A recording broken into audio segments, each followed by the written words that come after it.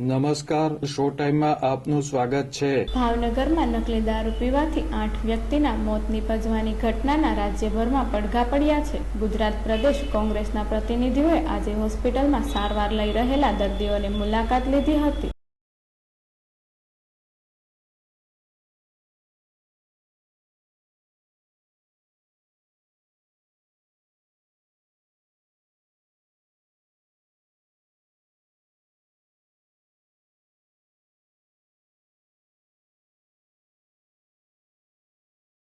ગુજરાત પ્રદેશ કોંગ્રેસના પ્રતિનિધિ તરીકે ધારાસભ્ય જિગ્નેશ મેવાણી, પૂર્વ ધારાસભ્ય રાજેશભાઈ ગોહિલ સહિતના પ્રતિનિધિઓ આજે ભાવનગર આવ્યા હતા।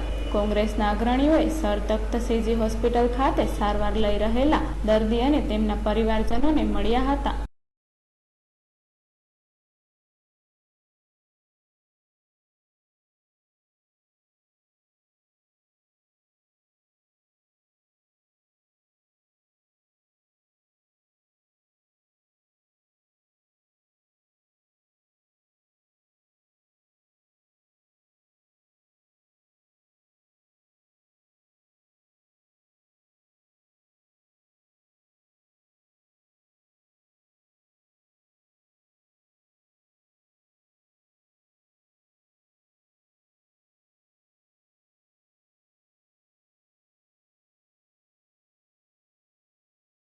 પ્રદેશ અગ્રણીઓ સાથે શહેર કોંગ્રેસ પ્રમુખ મનોહરસિંહ ગોહિલ, પ્રકાશ વાઘાણી સહિતના સ્થાનિક આગેવાનો પણ જોડાયા હતા।